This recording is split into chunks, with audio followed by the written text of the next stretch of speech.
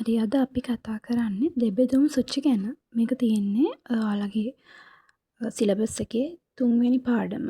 කියන්නේ ජීවී විවිධත්වය ඒ වගේම පරිණාමය ගැන කතා කරන grade 12 වල තියෙන 3 වෙනි පාඩම යටතේ තමයි දෙබෙදුම් සුචි ගැන ඉගෙන ගන්න තියෙන්නේ. එතකොට මේක සාමාන්‍යයෙන් ගොඩක් වෙලාවට ස්ට්‍රක්චර්ඩ් එකේ අහන කොටසක් දෙබෙදුම් සුචි කියලා කියන්නේ. සාමාන්‍යයෙන් ස්ට්‍රක්චර්ඩ් එකේ ගොඩක්ම අහන කොටසක්. අවුරුද්දක් මේ කියන්නේ හැම අවුරුද්දෙම අහනවා කියලා කියන්න බෑ. නමුත් අර එම අහන්නේ නැහැ කියලා කියන්නත් බෑ. මොකද එක දිගට අහපු අවුරුදුත් තියෙනවා. එහෙම නැති අවුරුදුත් තියෙනවා. ඔයාලගේ පාස් පේපර්ස් අරන් බලද්දි තේරෙයි. එතකොට අපි යන් ඉක්මනට දෙබෙදුම් සුචි ගැන කතා කරන්න. එතකොට මුලින්ම බලන්න ඕනේ මොනවාද දෙබෙදුම් සුචියක් අපි කරගෙන යද්දී අපිට එන ගැටලු කියලා. එකක් තමයි පළවෙනිම ගැටලුව. කියන්නේ පොදුවේ දෙයක් තමයි මේකේ දෙන ජීවීන් වෙන්න පුළුවන්. ජීවීන් කොහොමද දෙන්නේ? ඒ කියන්නේ ඒ යටතේ ශුද්‍ර ජීවීන්ගේ නම් ඊට පස්සේ ශාකවල නම් සහ වෙනත් ජීවීන්ගේ නම් දෙන්න පුළුවන්. අන්න ඒවා සමහරක් වෙලාවට දන්නේ නැතිව වෙනවා. ඒ කියන්නේ මම උදාහරණයක් විදිහට සිල්වර් ෆිෂ් ඒ කියන්නේ කාවා කියන සතා ගත්තොත් එහෙම සමහරව ඇත්තටම අහලා තියෙනවා කාවා කියන්නේ කවුද කියලා. සමහරව අහලා නැහැ. අන්න එක ගැටලුවක් දෙබෙදුම් සුචියක් කන්ටිනියු කරද්දී එන එක ගැටලුවක් තමයි ඒ ජීවියාව ඒ ජීවිය අපි දන්නේ නැහැ. ඒ කියන්නේ සමහරක් වලට නම දෙන්නත් පුළුවන් සමහරක් වලට ඒකේ එයාගේ රූපයක් දීලා තමයි දෙබෙදුම් සුචිය දෙන්නේ. එයාගේ නම දෙන්නේ නැහැ. අන්න එතනදී රූපේ දෙවෙනි ගැටලුව තමයි රූපය හඳුනා ගන්න බැරි වෙන එක. ඔය කියන ගැටලු දෙකම විසඳෙන්නේ ඒ කියන එක ප්‍රශ්න කරගෙන යන ප්‍රැක්ටිස් එකත් එක්ක. ඒ කියන්නේ ඒ වෙලාවට ඒ චීයාව අඳුරගන්න ඉන්නව නම් දෙබෙදුම් සුචිය කන්ටිනියු කරන්න බෑ. මේක එකක් වැරදුනොත් මේකේ තියෙන අර භයානක පැත්ත තමයි මේකේ එකක් වැරදුනොත් එහෙම. හිතන්නකෝ මෙතෙන්ද දැන් සමනලයා කියන තැනට වෙන එකක් ලියලා තියෙනවා. මම ඒක කියලා දෙන්නම්. අන්න එතන ඉස්සරහට ලකුණු දෙන්නේ නැහැ. හරියට නිකන් අර ජීවයේ දූරාවලි මට්ටම අනුපිර ලියනවා වගේ මුලින්ම පටන් ගත්තහම අණු ඊට පස්සේ ඉන්ද්‍රිකා එතනින් එහාට ගියාම සෛල පටක ළඟට පද්ධති ලියලා එතනින් එහාට අවයව ලියලා ඒක කන්ටිනියු කරලා තියෙනවා නම් අන්න අතන ඉඳන් ඔයාලට ලකුණු හම්බෙන්නේ නැහැ. ඒ කියන්නේ යම් කිසි තැනක වරද්දනවාද අන්න එතනින් එහාට ඉස්සරහට ඔයාලට ලකුණු නැහැ. ඉතින් මේ පැත්තේ තියෙන ලකුණු ටික විතරයි ඔයාලට හිමි වෙන්නේ. සහ දෙබෙදුම් සුචියත් ඒ වගේ තමයි. එකක් වැරදුනොත් එතනින් පල්ලෙහා ආය ලකුණු දීමක් සිද්ධ කරන්නේ නැහැ. එතකොට ඒක තුන්වෙනි එක. ඒ වගේම ඊළඟට ඒ කියන්නේ සමහරක් වෙලාවට හිතෙනවා දැන් හිතන්න සමනලයා සහ ගෙමැස්සා වගේ ජීවීන් දෙන්නෙක් ගත්තා කියලා. ওই දෙන්නම පියාපත් තියෙන ජීවීන්. එතකොට එතනින් එහාට ගියාම පාද තියෙනවා. ඔන්න ඔය විදිහට පොදු ලක්ෂණ අපිට මතක් වෙනවා ගොඩක්. ඒ වුණාට ඒ දෙන්නව ක්ලාසිෆයි කරගන්නේ කොහොමද දෙයකට කියන එක මතක් වෙන්නේ නැහැ. හරිද? කොට ගොඩාක් හිතලා බැලුවොත් එහෙම ඔය සමනලයේ ශුණ්ඩාවක් කියන මේ අර සමනලයාගේ අර මල්පැණි එයා මදුභක්ෂක කෙනෙක්. එතකොට මේ මල්පැණි ගන්න මෙන්න මේ වගේ විවහයක් තියෙනවා. මේක අවශ්‍යතාවයට අනුව දිග හරින්න පුළුවන්. සහ හැකිලිම කරන්න පුළුවන්. ඔන්න ඔය විදිහේ දෙයක් තියෙනවා සමනලයට. දැන් ගෙමැස්සට ඇත්තටම බැලුවොත් ඕක නැහැනේ. එන්නේ එතනින් යාළුව ක්ලාසිෆයි කරගන්න පුළුවන්. හැබැයි අපි දැනගෙන ඉන්නේ එයාලගෙන සීමිත ලක්ෂණ ප්‍රමාණයක් නම් අපිට මේ දෙබෙදුම් සුචිය මේ කන්ටිනියු කරන්න බෑ. එතකොට අපිට මේක ගැන ප්‍රැක්ටිස් එකක් තියෙන්න ඕනේ. ප්‍රැක්ටිස් එක ගන්න කලින් ඒක පාස් පේපර්ස් වලින් අපි ගමු. මේකේ තියරි එක ඔයාලා දැනගෙන ඉන්න ඕනේ මේක කොහොමද කරන්නේ කියන එක. ඒක මම සරලව මේ විදිහට කියලා දෙන්නම්. ඔයාලා දෙබෙදුම් සුචි ගැන පොඩි කාලේ ඉඳන්ම දන්න දෙයක් නේ. ඔයාලා පොඩි කාලේ නම් කරන්නේ මම මෙන්න මේ විදිහට ජීවීන් ටිකක් දෙන්නම්. සමනලයා, ගෙමැස්සා,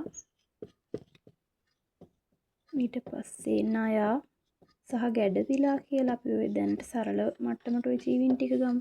ඔයාලා කරන්නේ මෙන්න මෙහෙම ගහනවා දෙපැත්තට බෙදනවා.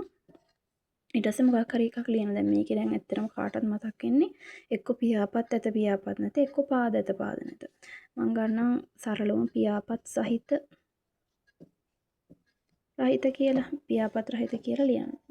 රහිත කියලා. එතකොට ඔයාලා මේකට දානවා සහිත එකට සමනලයව දායි. ඒ වගේම ගෙමැස්ස දායි. ඊළඟට මේකට නයා සහ ගැඩවිලා දානවා.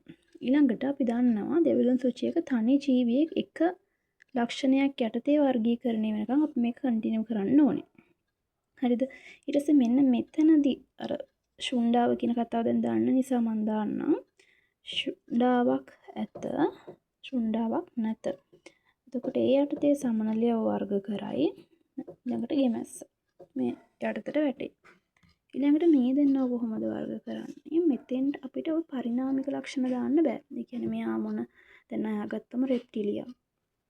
කොඳු වැට පෙලක් දැන් අර ඒ වගේ ලක්ෂණ පෘෂ්ඨවංශීන්ද පුෂ්ඨවංශීන්ද කියන කාණ්ඩය දැන් ගැඩ වෙලා ගත්තම ඇන්ඩ්ලිඩ. එහෙම වර්ග කරන්න බෑ. මොකද මට කියන්න බෑ නම් මේ දෙබෙදුන් සූචිය කියන එක පරිණාමික බන්ධුතා හෙළි නොකරන කෘතිම වර්ගීකරණයක්. කෘතිම වර්ගීකරණයක්. හරි. يعني මිනිස්සු හදාගෙන සරලවම ජීවින් දදා පුළුල් කරගෙන යන්න පුළුවන් එකක් තමයි මේක. ඊළඟට අපි ගත්තම දැන් අයාසහ ගැඩවිලාවල අහලා ඇති ඇනලිඩා කාණ්ඩයේ මෙවුල. අපිට ඍජුවම ඇනලිඩා වෙක්ද රෙප්ටිලියා වෙක්ද කියන එක දාන්න බැරුණාට යාළගේ තියෙන භෞතික ලක්ෂණ ගන්න පුළුවන්. ඒ කියන්නේ මෙන්න මේ විදිහට ගැඩවිලෙක් ගත්තම ඔයාලා දැක්කලා ඇති. මෙන්න මේක දේහයක තැනක ඔන්න ඔය විදිහට දෙයක් මොකක් හරි කොටසක් තියෙනවා.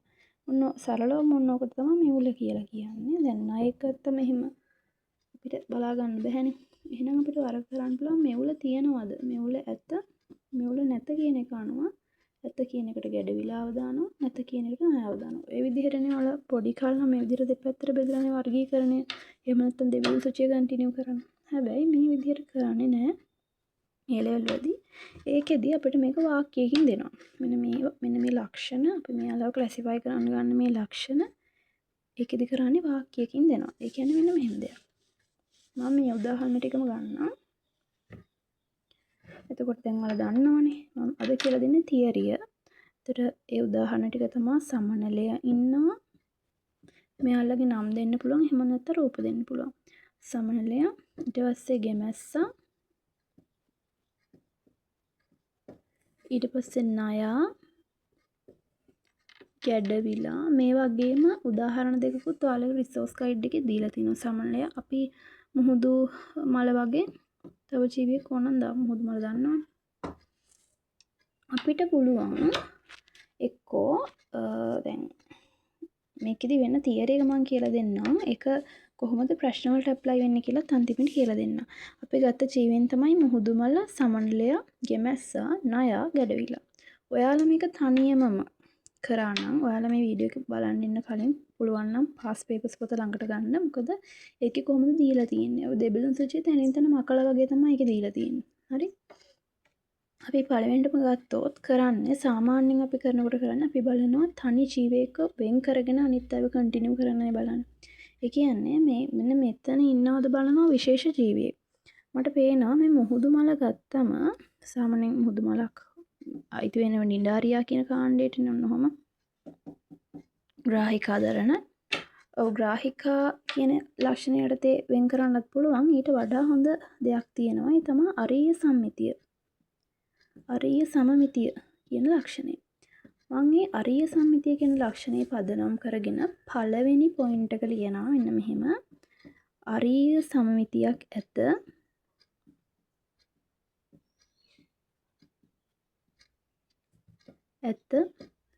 ඊළඟට අරීය සම්මිතියක් නැත.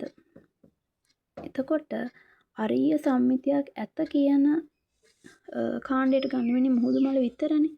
ඒ නිසා මම මුහුදු මල මෙතනම මේකට ඇඩ් කරනවා. එතකොට මුහුදු මල ඉවරයි. මුහුදු මල. තනි ජීවියෙක් ඉන්නවා නම් ඒ වෙලෙම ඇඩ් කරන්න පුළුවන් මුහුදු මල. හරිද? දැන් බලන්න අරීය සම්මිතියක් නැති සත්තු යටතේ සමනලයක් ඉන්නවා. ගෙමැස්සත් ඉන්නේ වගේට ද්විපාර්ශ්වික සම්මිතියක් නේ තියෙන්නේ. ණයත් ඉන්නවා, ගැඩවිලත් ඉන්නවා. එහෙනම් අපිට බෑ මේ හතර දෙනා මෙතන ලියන්න. ඒකයි දෙබෙදුන් සූචිවල තියෙන නීතිය. ජීවින් එකට වඩා ඉන්නවනම් ඒව මෙතන ලියන්නේ නැහැ. අපි යාලා තවත් ක්ලාසිෆයි කරන්න අරන් යනවා. තව වර්ගීකරණයකට. හරි. ඒ කියන්නේ දෙවනි ලක්ෂණයක් ගන්නවා. ඒ කියන්නේ මෙයා අරන් ගියේ දෙවනි පියවරට නම් අපි එතන දාන ඉලක්කම වෙන්නේ 2. එතනට ජීවින්ගේ නම් ලියන්නේ 2 කියලා ඉලක්කම දාන්න. දැන් මම මේ දෙබෙදුන් සූචිය මං හදන එක. ඔක කොහොමද එක්සෑම් එකට ඇප්ලයි වෙන්නේ කියලා දෙන්න. සමනලයක් ගෙමැස්ස ණයා ගැඩවිලා ඉන්නවනේ. අපිට පුළුවන් දැන් සරලවම ඔක පියාපත් සහිත පියාපත් රහිත කියලා වර්ග කරන්න පුළුවන්. බලන්න එතන තියෙන ගැටලුව පියාපත් සහිතයකට සමනලයා ගෙමස දෙන්නම එනවා රහිතයකට ණයා ගැඩවිලා දෙන්නම එනවා. එහෙනම් අපිට බෑනේ මේක මේ විදිහට ලියන්න. මෙහෙම ලියන්න බෑ. එහෙනම් ඉතින් ඔයාට ඕන නම් පුළුවන් මෙතනදී වෙන ලක්ෂණයක් භාවිත කරන්න. නමුත් ඔයාලට ඕනේ වුණේ ලක්ෂණ භාවිත කරන්න හම්බෙන්නේ නෑනේ. ඒ කියන්නේ දෙබඳුන් සුචි යාලා කම්ප්ලීට් කරලා නිකන් මකලා වගේ දෙන. එතකොට ඔයාලට තියෙන්නේ යාලා කලින්ම දාපු ලක්ෂණයට අනුව ඒක ඇප්ලයි කරන්න ඔයාලගේ මේ ආන්සර්ස් ටික මැච් කරන්න තමයි තියෙන්නේ. එතකොට පියාපත් සහිත සමනලයා ගෙමස්ස කියන දෙන්නම එනවා. ඒ නිසා අපිට පුළුවන් තුන්වෙනි පියවරකට මෙයාලව අරන් යන්න. අන්න සමනලයා ගෙමස්සේ තමයි මම අරන් ගියේ. සමනලයා ගෙමස්සයි. ලියන්න අවශ්‍ය නැහැ. කොහොමද සමනලයා ගෙමස්සේ වර්ග කරන්නේ? අන්න අර ලක්ෂණය මත අපි වර්ග කරමු. ශෘණ්ඩාවක් සහිත සහ රහිත කියලා වර්ග කරාම අන්න එනවා. සමනලයට තියෙනවා ගෙමස්සට නැහැ. එයාලා ඉවරයි. ඊට පස්සේ දැන් මෙයාලව මෙතන ලියන්නත් බැහැ. එහෙනම් අපි මෙයාලව හතරවෙනි පියවරකට අරන් යනවා. ණය සහ ගැඩවිලානේ. මෙවුල ඇත. මෙවුල නැත. මෙවුල ඇත කියන එකට ගැඩවිලා නැත කියන එකට ණයත් ක්ලාසිෆයි වෙනවා. අන්න එතකොට බලන්න. තනි ජීවියකින් ඉවර වෙලා තියෙනවා ඔක්කොම. මේ එකකට එන්න පුළුවන් එක ජීවියයි. එක ජීවියෙක් බෙදෙන්න පුළුවන් එකට විතරයි. හරි? මේ එක ජීවිය දෙකක ඉන්නවත් මේකක ජීවින් දෙන්නෙක් ඉන්නවත් බෑ. සහ බලන්න මේ 2 3 4 කියන ඉලක්කම් මෙතෙන්ට ඇවිල්ලා තියෙනවා. දැන් ඕක මං හදපු එකක් නේ. ඕක කොහොමද එක්සෑම් එකට ඇප්ලයි වෙන්නේ? ඕකෙදි කරන්නේ අපිට එක්ක මෙන්න මේ ලක්ෂණයක් කියලා මකලා දෙනවා. ඒ කියන්නේ අපි ඕනේ එක කම්ප්ලීට් කරන්න. මේක වුණත් එයාලට මකලා දෙන්න පුළුවන්. ඊළඟට එක්ක මෙන්න මේ ඉලක්කමක් ආයෙම මකනවා. ඊට පස්සේ මෙන්න මේ ලක්ෂණ දෙකම මකන්න පුළුවන්. මකනවා කියන්නේ ඉතින් දෙන්නේ නැහැ යාලා. ඊට පස්සේ දැන් සරලවම දුන්නා කියලා හිතන්නකෝ. මේකත් ඕන මකන්න බලන්න මෙන්න මෙතනදී මෙයාලා වර්ග කරලා තියෙන මුහුදු දැන් හොයන්නේ කොහොමද කියලා තමයි කියලා දෙන්නේ එක්සෑම් එකට ආව. අපි බලනවා මෙතන ඉන්න ජීවීන් ටික මුලින්ම හොඳට කියවනවා. මුහුදු මල සමනලය ගෙමස්ස ණය සහ ගැඩවිලානේ දීලා තියෙන්නේ. මුහුදු මලව මෙයාලා වෙනම ක්ලාසිෆයි කරගෙන ඉතුරු ජීවීන් ටික වෙන පියවරකට යවලා. එහෙනම් මේක දිහා බලලා වැඩක් නැහැ. අපි බලන්න ඕනි මේ ඊළඟ පියවරට යවලා තියෙන ජීවීන්ට නැති මුහුදු මලට විතරක් තියෙන සුවිශේෂී ලක්ෂණයක් තියෙනවද කියලා. මෙතන ඒක සම්පූර්ණ කරගන්න. අන්න අපිට පේනවා ඔව් එයාට අරිය සම්මිතියක් තියෙනව නේද කියලා. අපි එහෙනම් ලියනවා අරිය සමමිතියක් ඇත. අරිය සම්මිතියක් නැත කියන ලක්ෂණය. ඊළඟට අනිත් ඒවා දෙවෙනි එකට යවලානේ. අපි දෙවෙනි එකට ගිහින් බලනවා පියාපත් සහිත පියාපත් රහිත කියලා ඔන්න වර්ගීකරණය කරලා තියෙනවා. අපිට පුළුවන් එතකොට මෙතන වෙනම ක්ලාසිෆයි කරගන්න හම්බෙන්නේ නැහැනේ. සමනලයේ ගෙමස්සයි දෙන්නම ඉන්නවා. ඊළඟට ඒ නිසා මෙතන ක්ලාසිෆයි කරගන්න බලනවා එක්කෙනෙක් ගානේ අපිට ඒකත් බෑ ණයයි ගැඩවිලයි දෙන්නම එනවා. අපිට කරන්න තියෙන හොඳම දේ ඊළඟ පල්ලෙහා පියවරවල කියවලා බලනවා. මෙතනදී බලන්න සමනලයයි ගෙමස්සයි වර්ග කරලා තියෙනවා. මෙතන හිස් දීලා. අපි දන්නවා සමනලයට ශෘණ්ඩාවක් ඇත ගෙමස්සට නැත කියලා අපිට මෙතන දාගන්න පුළුවන්. හරිද? එතකොට බලන්න මේ සහිතය පියාපත් සහිතය අරන් ගිහින් තියෙන්නේ මොන පියවරටද කියලා බලනවා. කීවෙනි පියවරටද අරන් ගිහින් තියෙන්නේ? එයාලා ක්ලාසිෆයි කරන්න අරන් ගිහින් තියෙන්නේ තුන්වෙනි එකට. එහෙනම් අපි මෙතන ලියනවා 3 කියලා. රහිතය අරන් ගිහින් තියෙන්නේ 4 වෙනි එකට. අපි මෙතන ලියනවා 4 කියලා. මේ වල තියෙන්නේ ගැඩවිලාට. එහෙනම් ඉතින් ඊළඟ එක මේ වල රහිත. පිළියනවා ණයා කියලා. හරිද?